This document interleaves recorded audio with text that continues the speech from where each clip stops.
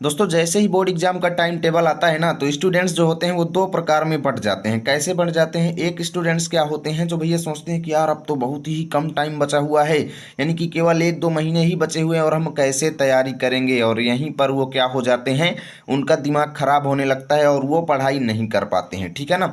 और दूसरे टाइप के लोग क्या होते हैं कि भैया वो सोचते हैं कि अब बचे हुए टाइम में हमें इस तरीके से तैयारी करना है, इस तरीके से अपने टाइम को मैनेज करना है कि अपने एग्जाम में हम फोड़ करके आए और 90% से प्लस अंक लेकर के आए। ठीक है ना। और यही लोग क्या होते हैं, सक्सेस होते हैं। तो आज की इस वीडियो में आपको कुछ ऐसी ही ट्रिक्स बताने वाला हूं कि किस तरीके से आपको बोर्ड एग्जाम की तैयारी करना है जनवरी से पढ़ करके। जी हाँ दोस्तों, तो वीडियो बहुत ज़्यादा खास होने वाली है, क्योंकि इस वीडियो में कुछ ऐसे तरीके बताऊंगा जो अभी तक कोई भी नहीं बताया है। क्योंकि काफ़ी ज़्यादा लोग आप लोगों को क्या बताते हैं, मैं आपको एक चीज़ दिखाता हूँ। ठीक है ना। काफ़ी ज़्यादा लोग क्या बताएंगे, टाइम टेबल बनाओ। क्या बनाओ? टाइम टेबल बनाओ, टारगेट सेट करो, सिलेबस चेक करो, मॉडल पेपर हल करो। पहले आप मुझसे एक बात बताओ कि क्या जो आपको ये बताते हैं कभी आप उनसे पूछे हो कि वो भी टाइम टेबल कभी बनाए हैं? प्लस अगर टाइम टेबल बनाने से आपकी पढ़ाई हो तो बताइए मुझे कि क्या टाइम टेबल बनाने से आपका सिलेबस पूरा होगा? बनाने से नहीं होगा। जब तक आप अपने टाइम टेबल बना करके उसे फॉलो नहीं करेंगे ना, तो टाइम टेबल बनाने से कुछ नहीं होने वाला। अक्सर स्टूडेंट्स यही करते हैं कि भैया टाइम टेबल बना करके रख दिए, तो बनाने से कुछ नहीं होता जब तक उसे आप रोज़ फॉलो नहीं करोगे। प्लस एक बात बताओ, जो स्टूडेंट साल भर कुछ नहीं पढ़ा है वो टाइम टेबल बना करके ही क्या करेगा? पहले आप मुझे बताओ। ठीक है। उसके बाद देखो क्या कहेंगे, टारगेट सेट करो। जो अभी तक किताब नहीं छुआ, जो अभी तक कुछ जानता ही नहीं है, वो टारगेट सेट करके क्या करेगा? पहले आप मुझसे बताओ। तो आज की इस वीडियो को ध्यान से देखना, कुछ ऐसी चीज़ें बताऊंगा, ये चीज़ें नहीं बताऊंगा सिलेबस चेक करो, क्या करो, ये करो, वो करो, दुनियादारी करो। आज की इस वीडियो में कुछ ऐसे तरीके बताऊंगा जो अभी तक आपको कोई भी नहीं बताया है। ठीक है ना। सिलेबस चेक करने से ही क्या होगा, मान लिया आपने बहुत कुछ चेक कर लिया, जब आप कुछ पढ़े ही नहीं है तो उससे होगा क्या? कुछ नहीं होगा। ठीक है ना। तो चलिए अब कुछ बताते हैं क्या बेहतरीन तरीके हैं कि बचे हुए 1 महीना आपका पूरा जनवरी है। ठीक है ना। पहले बचे हुए समय की बात कर लेते हैं। देखो बचा हुआ समय क्या है, पहले आप लोग देख लो। 50 दिन आपके पास बचे हुए हैं। कैसे? इस महीने को छोड़ दो, ठीक है ना, जनवरी से जोड़ो। 30 दिन आपके जनवरी में बचे हुए, मान लो 31 है, ठीक है ना, तो कोई बात नहीं, हम 30 ही लेते हैं। ठीक है। और फरवरी में 20 दिन आपके, 22 से पेपर है, ठीक है ना, 20 दिन ही लो। तो आपके पास कितने बचे? 50 दिन बचे। ठीक है। अब 50 दिन अगर आपके पास बचे हैं तो कुछ लोग क्या कहेंगे कि भैया बहुत सारा टाइम है, अभी हमारे पास 1.5 महीने से ऊपर का टाइम है और हम बोर्ड एग्जाम की पूरी तैयारी कर लेंगे। पहले सोचो कि आपके पास 50 दिन का टाइम है और विषय आपके पास कितने हैं? 6 हैं। 50 में आप 6 का भाग दो, 50 में 6 का भाग दो, कितना आएगा? लगभग 8 आता है। यानी एक विषय को पढ़ने के लिए आपके पास केवल 8 दिन का समय बचा हुआ है। आप बताइए कि 8 दिन में आप किसी भी विषय को चुन लो, कोई भी विषय आप सोचो कि जैसे साइंस ही है, तो अब आप सोचो कि 8 दिन में आप साइंस में क्या क्या पढ़ सकते हो। मैथ्स है, साइंस में आप सोचो, मैथ्स में आपके 12-13 चैप्टर हैं, सोचो एक दिन में आप कितने चैप्टर पढ़ सकते हो। हिंदी में आप 8 दिन में कितना तैयार कर लोगे? तो बताइए दोस्तों, क्या अभी भी आपके पास एक्स्ट्रा टाइम बचा हुआ है? आप खुद से सवाल कीजिए। ठीक है ना। तो अब टाइम के बारे में चर्चा हो गई। ठीक है ना। अब बात करते हैं दोस्तों, अभी तक कुछ भी नहीं पढ़े हो तो वीडियो अंत तक देखिएगा। सबसे पहले ये इंस्ट्रक्शन है आप सभी के लिए। ठीक है ना। वीडियो अंत तक जरूर देखें, और देखेंगे ही नहीं, उसको फॉलो भी करेंगे जो चीज़ें मैं आपको बता रहा हूँ। ठीक है ना।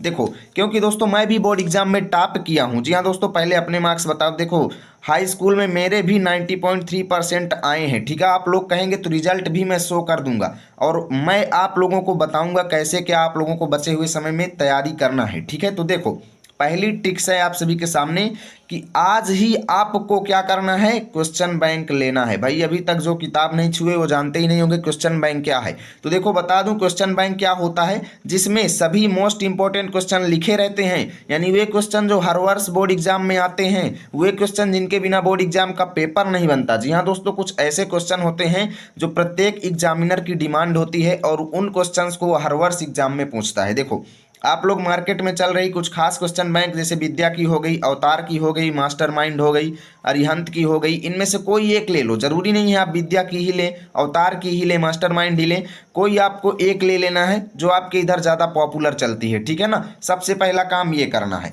इसमें होता क्या है, प्रत्येक विषय की लेना है। ठीक है ना। हिंदी की भी, इंग्लिश की भी, मैथ्स की भी लेना है। ठीक है ना। और सोशल साइंस की भी लेना है। प्रत्येक सब्जेक्ट का आप लोग सबसे पहले ये काम करो। उसके बाद अब उससे हमें कैसे पढ़ना है, देखो उसमें आपको करना क्या है, देखना है कि कुछ ऐसे प्रश्न हैं जो ज़्यादा बार पूछे गए हैं। अब भैया हम ये कैसे चेक करेंगे कि कुछ ऐसे प्रश्न कौन है जो ज़्यादा बार पूछे गए हैं? देखो, आप लोग क्वेश्चन बैंक की खासियत ही यही होती है कि आप लोग अगर क्वेश्चन बैंक खरीद लेंगे तो आपको सिलेबस चेक करने का झंझट नहीं रहेगा, क्योंकि क्वेश्चन बैंक ऑलरेडी आपके सिलेबस को देखते हुए ही बनाया जाता है। क्वेश्चन बैंक तभी जारी किया जाता है जब आपका सिलेबस जारी हो जाता है, और उसी के हिसाब से ही क्वेश्चन बैंक बनते हैं। तो पहली बात तो सिलेबस चेक करने का झंझट खत्म, यानी क्वेश्चन बैंक में जितनी चीजें हैं आपको सब कुछ पढ़ना है, ठीक है। अब देखो दूसरी चीज क्या है कि उसमें होता क्या है कि जो प्रश्न बार बार रिपीट होते हैं ना, उस प्रश्न के सामने इस तरीके से लिख देता है, जैसे 12 में आया, फिर 13 में आया, फिर 14 में आया, फिर 15 में आया, फिर 16 में आया, ठीक है। ये चीजें प्रश्न के नीचे लिखी रहती हैं। तो आप लोग सिंपल सा बस यही काम करो कि आप देखो कि प्रत्येक चैप्टर में कौन से ऐसे क्वेश्चन हैं जो 3-3, 4-4 साल पूछे गए हैं। जो 3 साल पूछे गए हैं ना, 3 से लेकर के जो ज़्यादा बार पूछे गए हैं, 4 बार पूछे गए, 5 बार पूछे गए, उन क्वेश्चन को आप 100% तैयार कर लो, क्योंकि 80% क्या 90% चांस है आपके बोर्ड एग्जाम में वो क्वेश्चन जरूर आएंगे, क्योंकि एग्जामिनर लोग सब यही चीज़ें देख करके प्रश्न बनाते हैं जो हर बार रिपीट होते हैं। सबसे पहला तो काम यही करो कि जो ज़्यादा बार पूछे गए हैं उनको आप लोग तैयार करो और ज़्यादातर लिखो, क्योंकि प्रश्न को जब आप लिखेंगे ना, पढ़ेंगे पहले फिर लिखेंगे, तो इससे होगा क्या कि प्रश्न आपके दिमाग में फिट हो जाता है और भूलने के चांसेस कम हो जाते हैं, ठीक है ना। और रटने से ज़्यादा आप लोग ट्रिक पढ़ो। जैसे आप लोग देखेंगे कि जीवन परिचय हो गया, अब आपको किसी का भी जीवन परिचय याद करना है, रामचंद्र शुक्ल जी का याद करना है, तो सबसे पहले सर्च करो कि रामचंद्र शुक्ल जी का जीवन परिचय याद करने की ट्रिक। सबसे पहले यूट्यूब पे सर्च करो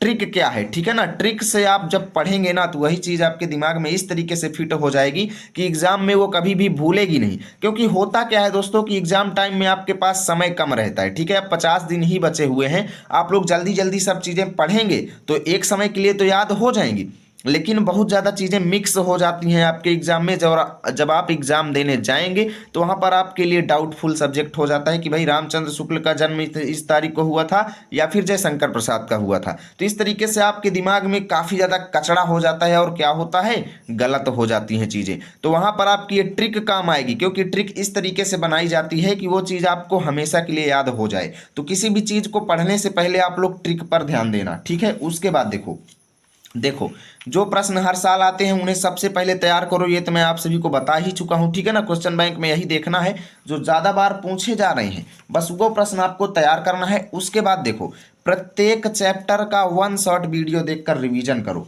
ये बहुत ज़्यादा खास चीज़ है दोस्तों, क्योंकि देखो 1 शॉर्ट वीडियो आप सभी के रिवीजन में प्लस किसी भी चैप्टर को समझने में बहुत ज़्यादा मदद करती है। क्योंकि इस समय आपके पास जब टाइम कम है ना, क्योंकि अगर 50 दिन बचे हुए एक सब्जेक्ट को पढ़ने के लिए 8 दिन का समय बचा हुआ है, तो 8 दिन में अगर आप प्रत्येक चैप्टर का एक एक 1 शॉर्ट देखेंगे ना, तो आप उस चैप्टर के बारे में काफ़ी कुछ सीखेंगे, ठीक है।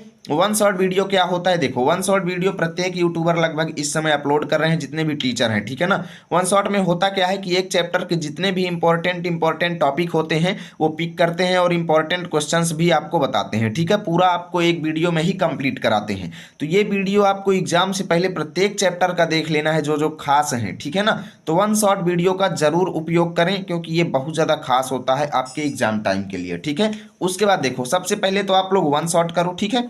1 शॉर्ट वीडियो देखो, और 1 शॉर्ट वीडियो देखने के बाद ही 1 शॉर्ट वीडियो देखने के बाद ही आप लोग एक काम करो कि जो चीज़ उसमें आप पढ़े हैं, जो चीज़ आप उसमें पढ़े हैं उसको बिना देखे आप हैंड रिटेन नोट्स बनाइए, शॉर्ट नोट्स।